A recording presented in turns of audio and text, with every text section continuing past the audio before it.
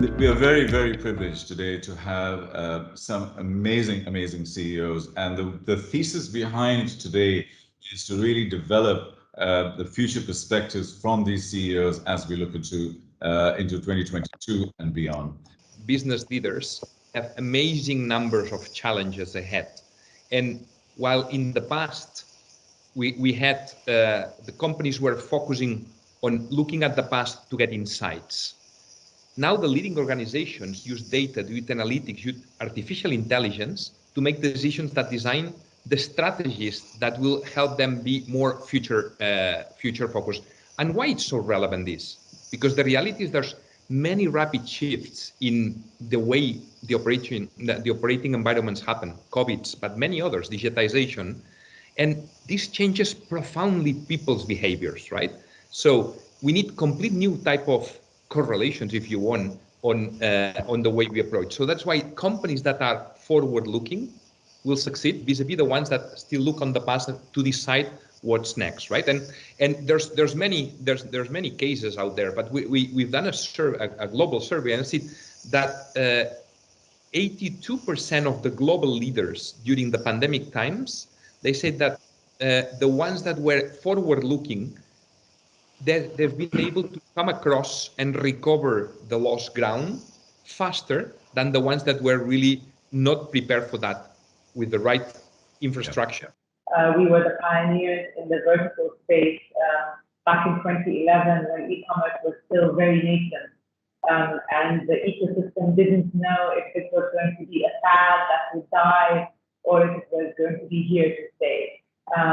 10 years on, we remain not only the pioneers, but the leader in the space. Very excited to be competing in this space. The mother, baby, and child segment is about $10 billion in the MENA region. It's growing at 39% every single year. And the fundamentals in the region, not only for e-commerce, but also for the mother and child segment, are very strong. So we are very excited with what's to come. A week ago, we announced a very important milestone for Monk World, a very important transaction. That was a majority acquisition by a large institutional play. So there was a trend that we capitalized on, which was the sharing economy, but for knowledge exchange. What was very interesting for us to see as our global marketplace was growing was that the software we had built behind the service became very interesting, as Mona mentioned, for the physical world and the virtual world, for other industries, enterprise, and physical players to be a part of this online movement. Many companies came to us and said, how can we use your technology, but for us, with our brand and our business model?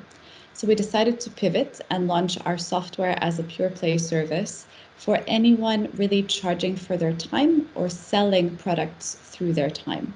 So we launched GetB, which stands for Bringing Expertise Everywhere. And we're very proudly working with clients and partners from Latin America, Europe, Middle East, and Africa. So it's very exciting to see how people are leveraging this digital trend in terms of, taking what works physically and understanding how to transform that virtually. In theory, yes, it's as simple as you give me a part, we actually convert it. There's a lot behind it that goes in terms of how do you actually digitize the part, the integrity of it, the criticality, how do you transform it, cybersecurity. But the tools are there. It's just a matter of who's building these digital inventories. Today, we do have clients that are stocking, and it's active. I mean, Dubai Metro is one of the first companies that did it in the region. We have a virtual warehouse for their spare parts, and they actually just send the file, not the part, to the location and 3D print it on demand close to the proximity. So it is simpler than what people, and I think the biggest obstacle is always is the mindset, not the technology. The technology and the tools are there today. I mean, globalization appears to be a paradox in part, doesn't it? It's kind of unstoppable, but perhaps unsustainable. We explored this. I was one of the key experts on the Commission on the Future of Globalization. And we tried to look at this teleology between the rise of religious states, nation states, and this transition towards transnational corporations, if you like. And that's an interesting one because that's also a transition from democracies to technocracies. And there's lots of discussion around that going on around the fourth industrial revolution. I think the biggest concern we have, I mean, okay, we know where it's going, right? So we know that what will happen is the virtual world will be a mirror of the physical world, and it'll be on the blockchain, and it won't be countries with a carbon footprint. It will be an individual with a carbon footprint, and every transaction you make will be known. Your phone, as you know, is the most powerful form of government that's ever existed. So there's huge opportunities that come with this. The risks I see, and I think which is where the global discussion is, you know, we also live in a hybrid reality, and there are many layers to observe. There are winners and losers in this process of going from apps to dApps, or IPOs to ICOs, and this entire transition. So, you know, when we talk about this, it's easy to talk about, I'm a global economist and we work on global affairs. There have been more losers as a result of what's just happened so far than winners by a country mile. In the last, I would say 12 to 18 months, we've seen really a massive shift from the globalization we were used to a much more, what we call it, push to the edge. So leading companies and organizations are responding to change by pushing the decision-making authority closer to the edge. And these, they rely more on the network, highly networked teams to make sure that they can act with more agility. Let me put an example. So I think we're all maybe in the digital platforms like such as Netflix, right? So take La Casa de Papel, Money Heist. Money Heist was produced in Spain and was the highest watched show for Netflix globally, produced very far from headquarters, not even thought from there, right? So, and we're seeing across in many other platforms. And why is this relevant? And let me put a parallelism. When you talk on computing, we're seeing more the edge, 5G. We're all hearing about 5G and the importance of edge computing. Edge computing reduces latency. And by the time the data, if you need to travel the data from the edge to the center, make the decision and bring it back to act, maybe you've already missed the point. The desire or the objective to set is not an end all. As an entrepreneur and as an innovator, you start a business to solve unmet consumer needs. That's why you go down a certain path. You identify what you deem to be a valuable solution to solve. It is customer centric first and foremost. For us, it was the unmet needs around the mother consumer region, and we set out to solve these problems. In doing so with excellence, with speed, and building fundamental intrinsic value in Mum's world, we were able to create a business that then became attractive. And you would be surprised how many large organizations still today are resistant to changing ways they've operated in the past. They think we've done this for the past 100 years, it's gotten us to where we are today, why should we change? The reality is, it's the David and Goliath story. So, you know, you have the David, like Mum's world, who come in from behind, who are agile, who are fast, who are operating in the DNA of let's reinvent every single hour of every single day, as opposed to let's reapply what we learned yesterday. You can't buy culture. You know, and large organizations come in and plug a new company on the edge. And if they bring them in too much into the existing culture, they will kill it. The immune system and the antibodies will attack it and kill it. So therefore, companies like yourselves or GetB or Mensa Lab, even if they go into an exit, they need to remain and retain their DNA. Innovation as category leaders, right? If we think about Tesla and Elon Musk, it's not like he set out with the goal to be strategically acquired. So there are different innovation in terms of categories in becoming leaders or essentially creating new categories by themselves. So I don't necessarily think startups or entrepreneurs are building with that only goal in mind. I think we build to build and to create. And if the strategic acquisition comes up that makes sense for both parties, then of course, that's the right thing to do. There's also other options like to IPO and other ways to exit or to remain independent. But I think we create to create, we create to innovate, we create to create new categories. So I don't necessarily think that that's...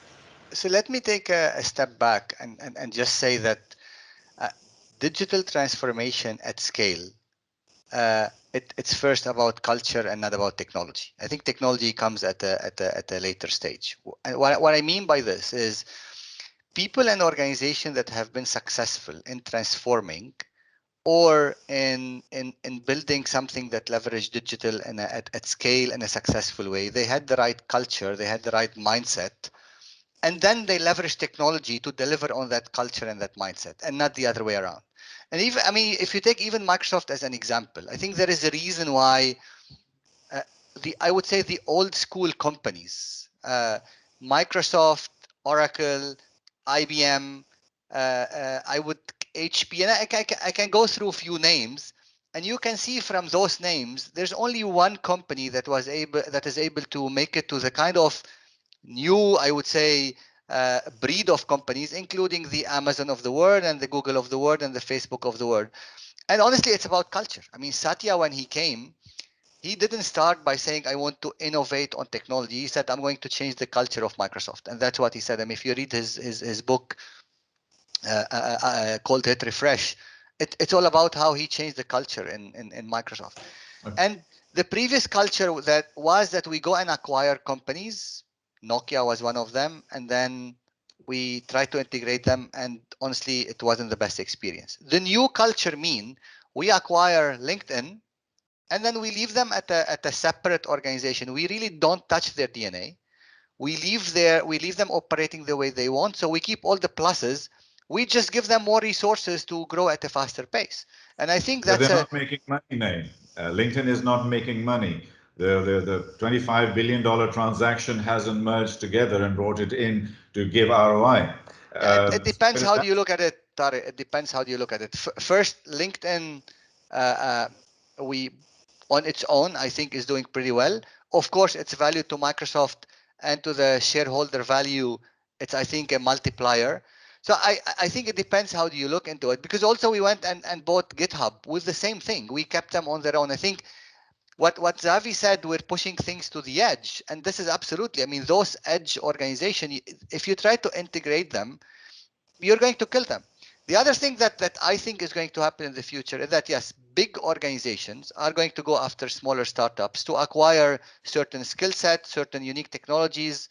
My worry is that organization size that are a medium size, that they're going to struggle because the big is going to get bigger. I think there will be lots of startups that either they'll become a Google or a Microsoft, but the majority of them are going to be acquired by those big guys.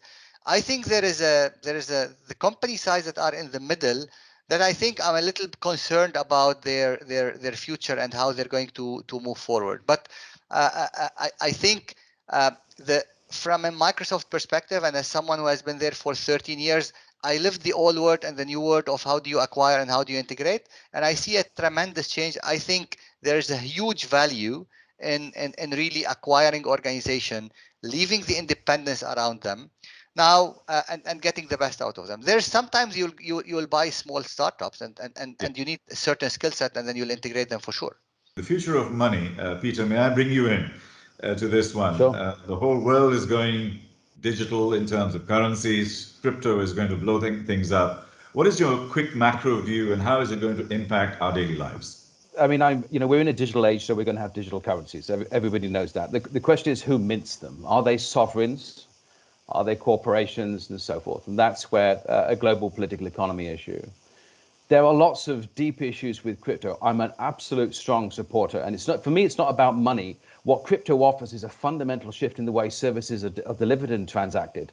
And this goes back to this model of having hyper-global and hyper-local and stripping out the institutions in the middle. Global rules established and people can transact locally.